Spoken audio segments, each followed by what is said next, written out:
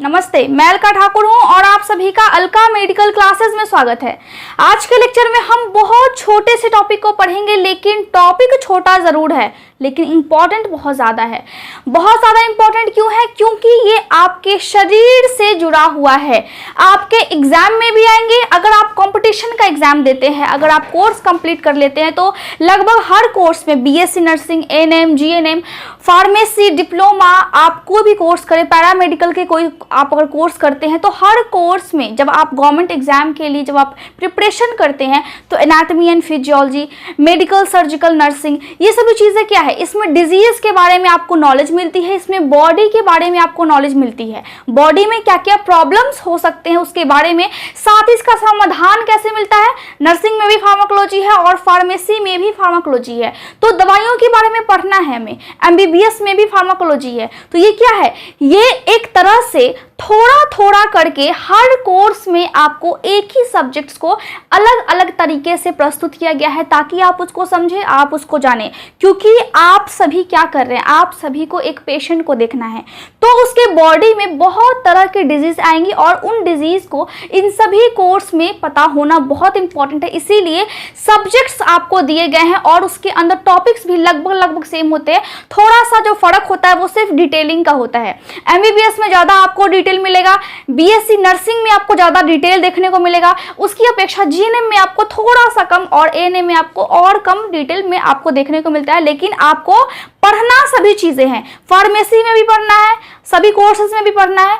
तो बहुत छोटा टॉपिक है लेकिन इसको समझना बहुत ज़्यादा इंपॉर्टेंट है। देखिए, हम सभी जानते हैं कि हमारे बॉडी में होती है पैनक्रियाज, और पैनक्रियाज में अगर प्रॉब्लम होती है तभी तो शुगर की प्रॉब्लम हो जाती है, तभी डायबिटीज़ होती है। हम सभी को पता है कि डायबिटीज़ का मतलब है कि हमारा पैनक्रियाज सही से काम नहीं कर रहा है। लेकिन आप क्या जानते हैं, लेकिन क्या आप जानते हैं कि डायबिटीज़ के अलावा एक और प्रॉब्लम होती है, वो होती है पस बनने की। तो उसको हम क्या बोलते हैं, उसको हम बोलते हैं पैनक्रिएटिक एब्सिस। क्या बोलते हैं? एब्सिस हम बोलेंगे, पस को पैनक्रिएटिक, ठीक है, पैनक्रिएटिक एब्सिस। इसका मतलब क्या होता है? इसका मतलब है कि आपके पैनक्रिया में पस बन गई है। अब हमें ये समझना है कि बॉडी में पैनक्रिया आखिर होती कहाँ है। देखिए, ध्यान से देखेंगे तो ये हो गई हमारी आहार नली, मतलब फूड पाइप। इसके बाद हमारा आता है स्टमक, मतलब पेट। उसके जस्ट नीचे ये मैं पत्ती जैसे बना रही, ये होती है हमारी पैनक्रिया, ठीक है, पत्ती जैसी स्ट्रक्चर होती है। इस साइड होता है लीवर, चलिए, नीचे होती है हमारी बड़ी आंत और इसके बीच में होती है छोटी आंत, ठीक है, और फिर ये इस तरह से होता है। तो आगे हम बाद में समझेंगे, पहले हम ये समझ लें, ठीक है। और यहाँ पे आपका स्टमक के पास होता है स्प्लीन, छोटा सा होता है स्टमक के पास, उसको हम बोलते हैं स्प्लीन, ठीक है। ये होती है हमारी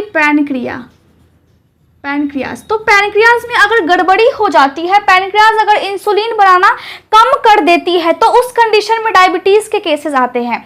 लेकिन ऐसा देखा गया है कि बहुत सारे लोगों को नॉलेज नहीं है, लेकिन आप अगर डॉक्टर के पास जाते हैं या फिर अगर आप इस चीज के बारे में पढ़ते हैं, तो पैनक्रिया में कैंसर भी होता है, पैनक्रिया में पस भी बन जाता है, पैनक्रिया में सिस्ट भी बन जाती है। तो पैनक्रिया में कैंसर क्या होता है, वो एक बहुत बड़ा टॉपिक है, तो उसको हम आगे समझेंगे। अब देखिए, पैनक्रिया में मैंने आपको बताया था कि डायबिटीज क्या होती है, डायबिटीज कितने प्रकार की होती है और ये क्यों होती है, क्योंकि पैनक्रिया में गड़बड़ी हो जाती है। तो डायबिटीज के बारे में हमने पढ़ लिया है। तो आज हम क्या पढ़ेंगे कि पैनक्रिया में अगर प्रॉब्लम हो तो डायबिटीज के अलावा और क्या प्रॉब्लम हो सकती है। यहाँ पे क्या हो सकती है, यहाँ पे पैनक्रिएटिक एब्सिस की कंडीशन उत्पन्न हो सकती है, ऐसी स्थिति बन सकती है। क्यों? क्योंकि यहाँ पे पस बन गया हुआ है। अब जब पैनक्रिया में पस बनता है तो आखिर ये क्यों होता है, आखिर इसका कारण क्या है, ऐसा आप क्या कर देते हैं कि इसमें आखिर पस बन जाता है। देखिए, अगर कोई व्यक्ति बहुत ज्यादा शराब पीता है तो उसके पैनक्रिया में पस बनने की संभावना बहुत ज्यादा होती है और बन जाती है। आपको पता नहीं लगेगा कि आपके पैनक्रिया में पस है, लेकिन आपके बॉडी में जो प्रॉब्लम होती है वो होती ही है, साथ ही आप फिजिकली और मेंटली भी डिस्टर्ब होते हैं। देखिए बहुत सारे लोगों में आजकल क्या है, कॉन्फिडेंस की कमी है, बहुत सारे लोगों में आजकल क्या है, एंग्जाइटी है। वो क्यों होता है? क्योंकि आप भीतर से स्वस्थ नहीं है, आपका बॉडी अंदर से स्वस्थ नहीं है, आप स्वस्थ टाइप से बिहेव नहीं करते हैं, आप हेल्दी नहीं है, तो आप अच्छे से स्माइल नहीं करते हैं, क्योंकि हम बोलते हैं कि laughter is the best medicine. आप जितना हंसते हैं, जितना खुश रहते हैं, वो आपके लिए बहुत अच्छा है। लेकिन बहुत सारे लोगों को टेंशन है, बहुत चीज की टेंशन है, इसके बावजूद वो एंग्जाइटी के शिकार है। क्यों? क्योंकि टेंशन कम है और उसको सोचना ज्यादा है। आप अंदर से स्वस्थ नहीं है और बाहर से भी आप स्वस्थ नहीं रह रहे हैं। तो क्या हो रहा है? तो अगर आप ज्यादा अल्कोहल को कंज्यूम करते हैं, ठीक है, तो अल्कोहल के कारण यहाँ पे पस बन सकता है। तो ये किस में आ गया? ये आ गया हमारा कॉजेज में। मतलब इसके कारण क्या होते हैं? पहला हो गया अल्कोहल। दूसरा क्या हो सकता है? अगर आपको यहाँ पे, अगर आप जैसे हम देखते हैं कि कोई फाइटर होता है तो क्या करता है, वो बॉक्सिंग करता है, या फिर यहाँ पे अगर चोट लग जाता है बहुत तेज से, तो चोट लगने की वजह से, मतलब ब्लंट ट्रॉमा, बहुत तेजी से अगर चोट लग जाए, बहुत जोर से अगर चोट लग जाता है तो पस बन जाता है, ठीक है, ब्लंट ट्रॉमा। एक और स्थिति होती है जिसको हम बोलते हैं पैनक्रिएटिक स्यूडोसिस्ट। अब पैनक्रिएटिक स्यूडोसिस्ट का मतलब क्या होता है? देखिए, अगर कभी चोट लग जाती है तो उसके कारण क्या होता है कि यहाँ पे पस बनने से पहले पानी भरने लगता है पैनक्रिया में। उसी कंडीशन को हम क्या बोलते हैं? Pancreatic pseudocyst. अब जब पानी भरने लगता है तो उस टाइम में भी पस बनने लगता है, पानी भर रहा है फिर पस बनना है। और इसमें क्या होता है कि इसके जो एंजाइम्स होते हैं, हमारा जो बॉडी है, हमारे बॉडी में बहुत सारी चीजें निकलती है, एक तरल पदार्थ निकलता है पैनक्रिया से भी, तो यहाँ से जो एंजाइम निकलते हैं जो पाचन की क्रिया में भी सहायता करते हैं, वो जो एंजाइम है वो फिर पैनक्रिया से लीक करने लगते हैं और आसपास के टिश्यू में, आसपास के ऊतक में, आसपास की जगहों में फैलने लगते हैं। ठीक है, इसके कारण क्या हो गया? इसके कारण यहाँ पे लीकेज हो गई, तो उस लीकेज को हम क्या बोलेंगे? पैनक्रिएटिक स्यूडोसिस्ट बोलेंगे। तो इसके कारण भी क्या होता है कि वहां पे पस की फॉर्मेशन भी होने लगती है। पस की स्पेलिंग क्या होती है? PUS होता है, तो आप पस को इंग्लिश में भी पस ही बोलते हैं और हिंदी में भी हम पस बोलते हैं। तो इस चीज को आपको कंफ्यूज नहीं होना है और ना किसी को कंफ्यूज करना है, ठीक है। तो देखिए यहाँ पे क्या हो गया? Pancreatic pseudocyst. अब चौथा कारण क्या है? बहुत रेयरली होता है, लेकिन कुछ कुछ दवाइयों की वजह से भी हो जाता है।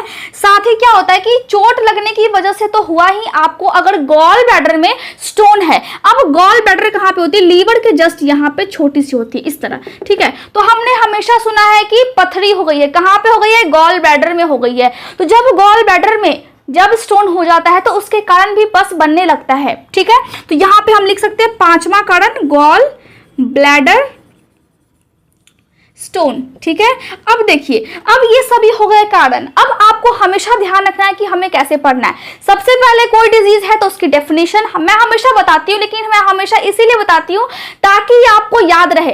अगर कोई डिजीज है, चाहे वो कहीं भी हो, बॉडी के किसी भी एरिया में हो, सबसे पहले आपको क्या लिखना है? डेफिनेशन लिखना है। उसके बाद उसके कारण क्या होते हैं ये जानना है, उसके लक्षण क्या आते हैं। तो अब इसमें लक्षण क्या आएंगे? आपके पैनक्रिया में क्या हो गई है? पस की फॉर्मेशन हो गई है, तो लक्षण क्या क्या आएंगे? देखिए, जो हमारा पेट का हिस्सा हम क्या बोलते हैं? यहाँ पे हम क्या बोलते हैं? फेफड़े के नीचे से, फेफड़े के नीचे से जैसे पूरा हिस्सा होता है, जैसे यहाँ पे समझिए, यहाँ पे देखिए ये कैसे हो गया? अगर यहाँ पे फेफड़ा है ऊपर में, तो फेफड़े के नीचे से पूरा कमर तक, इस एरिया को हम बोलते हैं एब्डोमिनल एरिया, ठीक है। अब इसमें क्या होती है? हमारी पाचन तंत्र होती है, जो डाइजेस्टिव सिस्टम है वो इसमें होती है। तो यहाँ पे क्या है? पैनक्रिया भी यहीं पे है, तो एब्डोमिनल पेन होने लगेगा, एब्डोमिनल पेन होने लगेगा। इसका मतलब है कि आपको लगेगा कि आपके पेट के पास बहुत दर्द हो रहा है, क्योंकि यहाँ पे पेट के पास है पैनक्रिया। इसके अलावा एब्डोमिनल मास की कंडीशन आ जाएगी, ठीक है। यहाँ पे मैं लिख दूं एब्डोमिनल मास, MASS। अब मास का मतलब क्या है? देखिए, अगर ये आपका पेट है तो पेट के किसी एक साइड ज्यादा सूजन हो जाएगी, वहां पे इन्फ्लामेशन हो जाएगी, वहां पे स्वेलिंग हो जाएगी, उसी को हम बोलते हैं एब्डोमिनल मास। इसके अलावा क्या हो सकता है, पेट में आपके दर्द हो गया, आपको वहां पे सूजन हो गई, फीवर लग जाएगा उस पेशेंट को, उसको खाने में नहीं बनेगा। मतलब क्यों? क्योंकि यहाँ पे पाचन सही से नहीं हो रहा है, पाचन अफेक्ट हो रहा है, पाचन की क्रिया प्रभावित हो रही है, इसीलिए वो सही से खा नहीं पाएगा। फीवर लगेगा सो लगेगा, उसको साथ में ठंड भी लगने लगेगा और उसको उल्टी करने का मन करेगा और उसको उल्टियां भी होंगी। तो ये सभी क्या होगा, ये सभी लक्षण होगा, जिसको हम किस में लिखेंगे, सिम्टम्स में लिखते हैं। और लक्षण को हम मेडिकल टर्म में क्या बोलते हैं, क्लिनिकल मैनिफेस्टेशन। क्या बोलते हैं, क्लिनिकल मैनिफेस्टेशन। तो हमने क्या पढ़ा, सबसे पहले हमने डेफिनेशन पढ़ा, उसके बाद हमने पढ़ा कारण, उसके बाद हमने पढ़ा लक्षण, उसके बाद हम क्या पढ़ेंगे, अगर आपको पैनक्रियाज में पस है तो आप कैसे चेक करेंगे। पहला तो ये कि आप सीटी स्कैन कर सकते हैं, एक्सरे कर सकते हैं, ठीक है। उसके अलावा आप ब्लड टेस्ट कर सकते हैं। ब्लड टेस्ट आप क्यों करेंगे, देखिए बॉडी में अगर पस की फॉर्मेशन हो रही है, इसका मतलब क्या है, इसका मतलब है कि वहां पे इंफेक्शन के चांसेस बहुत ज्यादा है। और पस जब फॉर्मेशन होती है, जब पस बनने लगती है तो वहां पे इंफेक्शन भी हो जाता है। तो ब्लड टेस्ट की सहायता से हम ये चेक करेंगे कि जो हमारा व्हाइट ब्लड सेल्स है बॉडी में, जो हमारा खून है, उसमें आरबीसी भी होती है, डब्ल्यूबीसी भी होती है और प्लेटलेट्स भी होती है। अब आरबीसी क्या है, डब्ल्यूबीसी क्या है, प्लेटलेट्स क्या है, इन तीनों पे मैंने अलग अलग लेक्चर लिए हैं, तो आप जाकर के उस लेक्चर को देख सकते हैं। जब भी बॉडी में इंफेक्शन होती है तो डब्ल्यूबीसी की जो मात्रा है, श्वेत रक्त कोशिका की जो मात्रा है, वो ज्यादा हो जाती है। जब भी बॉडी में इंफेक्शन होती है तब ऐसा होता है, ठीक है। तो अब क्या होगा कि अगर पस बन गया है तो इंफेक्शन हो जाएगा। जब इंफेक्शन होगा तो डब्ल्यूबीसी की जो अमाउंट है, डब्ल्यूबीसी की जो मात्रा है वो ज्यादा होगी। तो ब्लड टेस्ट की सहायता से हम देख सकते हैं कि बॉडी में पेशेंट का जो ब्लड है उसमें डब्ल्यूबीसी की मात्रा नॉर्मल है या फिर नहीं है, इसको हम चेक करेंगे, तब हमें इंफेक्शन का पता लग जाएगा। जब हम सीटी स्कैन करेंगे तो कहां पे सूजन है, पैनक्रियाज से कोई लीकेज हो रही है कि नहीं हो रही है, ये सभी का हमें पता लग जाएगा। अब देखिए ये क्या होगा, डायग्नोस्टिक इवैल्यूएशन या फिर डायग्नोसिस हम इसको कह सकते हैं। क्यों? क्योंकि हमने टेस्ट किया है, हमने टेस्ट किया है पता लगाने के लिए कि पेशेंट को क्या प्रॉब्लम है। इसके बाद हम क्या करते हैं, ट्रीटमेंट। अब ट्रीटमेंट हम कैसे करते हैं, उपचार तो हमें करना पड़ेगा। पहला उपचार तो ये कि जो भी लीकेज है, जो भी पस है, ठीक है, जो भी पस है उसको आप ट्यूब की सहायता से निकाल सकते हैं। दूसरा ये कि आप सर्जरी कर सकते हैं, और सर्जरी भी बहुत टाइप की होती है, अगर मैं बताने बैठूं तो बहुत लंबा लेक्चर हो जाएगा, ठीक है। तो इस लेक्चर में आप सिर्फ इतना समझिए कि आप ट्यूब ड्रेनेज कर सकते हैं। क्या कर सकते हैं, ट्यूब, TUB, ट्यूब ड्रेनेज का मतलब होता है निकाल देना, ठीक है। तो ट्यूब ड्रेनेज की सहायता से आप ट्यूब लगा करके यहाँ के जो पस है उसको आप साफ कर सकते हैं, उसको आप निकाल सकते हैं। इसके अलावा आप सर्जरी भी कर सकते हैं। तो ये बहुत छोटा टॉपिक है लेकिन बहुत इंपॉर्टेंट है।